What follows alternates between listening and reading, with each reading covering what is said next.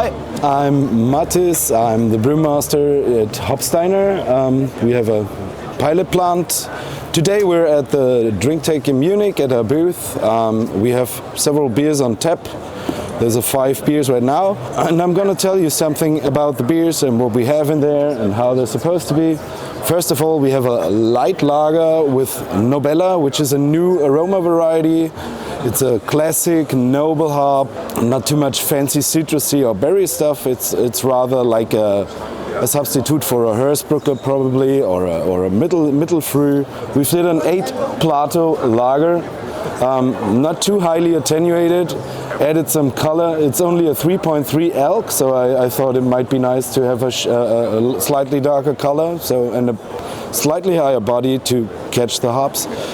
In this beer, I've utilized, as already mentioned, Nobella in 3 steps: at the beginning of boil, mid-boil, to get a leveled out and smooth bitterness into the beer, and then I've added a good portion of Nobella to the whirlpool to showcase the aroma of the hop.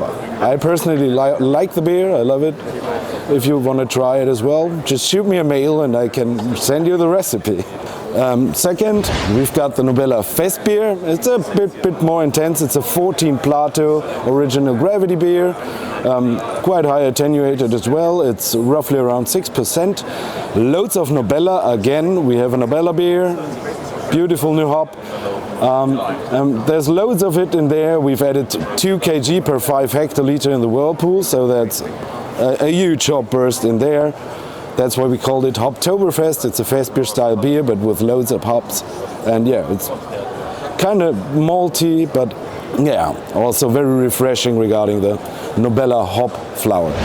Third in row would be our Erebus IPA. That's the heaviest one I have around here. We have a 17 Plato beer, highly attenuated.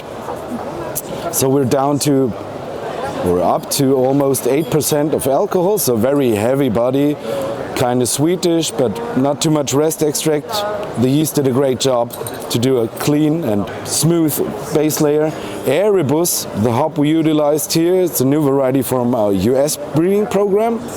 It's a very kind of red berry, blueberry hop, maybe some strawberry as well in there.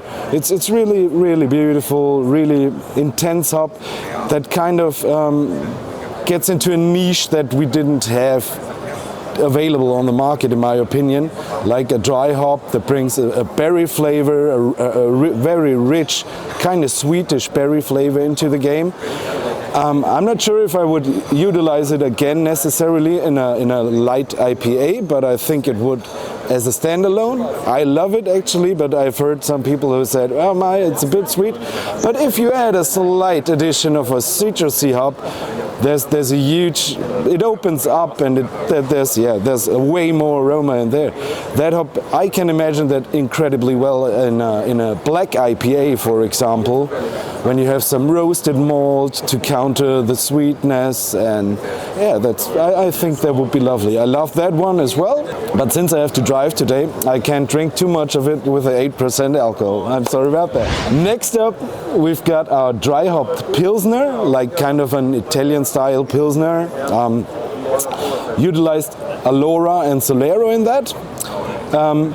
The bitter hops for most beers, in the first 2 beers we only utilized Nobella as single hop. The IPA and the dry hop Pilsner, as well as the Akoya lager we will have as last beer, utilized Helios P90 as the bittering hop, which is a beautiful bittering variety from the US. Very smooth bitterness, very pleasant, I love it. This dry hop Pilsner, we have Helios as the base layer, as a bitter hop.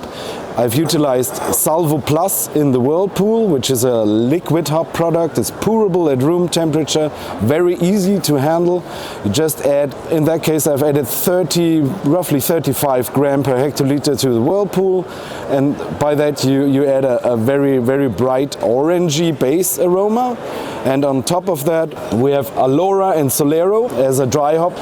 2 stages of dry hop. The first 350 gram per hectoliter in the beginning of fermentation. Second dry hop was utilized was applicated at the beginning of maturation. We were still in the warm phase of fermentation, but at the end it brings very, very, very tropical kind of passion fruity mango, some slight citrus hints, and then there's the bright orange from the Salvo Plus in the whirlpool. So yeah, but the beer itself is very highly attenuated. It's a very lean body, and that goes very well with that fresh tropical notes that Alora and Solero bring in. So yeah, I love that. That's my personal favorite, I have to say. And it was our best seller here at the booth. So yeah, we've poured a lot of these beers. Hope you're gonna enjoy it later on maybe. And then we have the Acoya Lager. That's kind of a classic. We've had it in recent years. We're always redoing it again. The only thing I've changed about it, for the last years I used like a generic bittering hop, kind of like Hercules. Now I've switched that to Helios as well. And with that Helios, yeah, I think we've improved the bitter quality of that beer. Besides that, there's still Acoya in the whirlpool. It's a classic lager, 13p. It's 5.4 alcohol, I remember that right? Yeah. Yeah, you see bright color, beautiful, the foam is standing. It's a beautiful, just basic go-to lager. Acoya is a hop that brings a classic aroma, mostly kind of like a tradition or maybe a pearly as well. If you kind of overemphasize it in the whirlpool, it can also bring some slight citrus flavor to add to that classic note. So yeah, you're versatile with it because you can brew a classic lager or a pilsner without any off-style citrus, berry, whatever fruit.